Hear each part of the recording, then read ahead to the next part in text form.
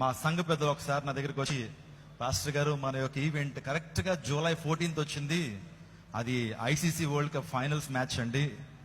India కనుక ఫైనల్స్కి వెళ్తే ఎంతమంది వస్తారో రారో తెలియదు, రోడ్లన్నీ కూడా నిర్మానుషం అయిపోతాయి. ఈ విజయవాడ పట్టణంలో రోడ్ల మీద స్క్రీన్లు కట్టి ఆ మ్యాచ్లు చూపిస్తారు. సినిమా హాల్స్ లో అంతా కూడా మ్యాచ్ రన్ అవుతుంది. ఎలా సార్ అన్నారు. విశ్వాసంతో ఒక మాట చెప్పాను, ఇండియా ఫైనల్స్ వెళ్ళదు, ఇండియా ఫైనల్స్ వెళ్ళదు అని చెప్పాను. అనూహ్యమైనటువంటి రీతిలో ఒక విషయం చెప్పమంటారా, వరల్డ్ లో ఇండియన్ టీం గురించి చెప్పాలంటే the strong batting order. 7th down వరకు క్రికెట్ ఆడతారు, బ్యాటింగ్ ఆడతారు ఇండియన్ క్రికెట్ టీం.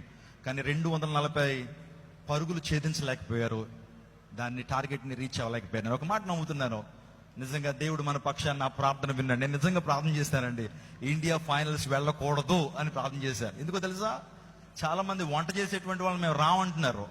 ఇండియా ఫైనల్స్కి వెళ్తే మ్యాచ్ చూడాలి, మేము ఆ రోజు వంట చేయమన్నారు. కానీ దేవుని యొక్క ఆలోచనలు చాలా గొప్పవి, చాలా గంభీరమైనటువంటివి.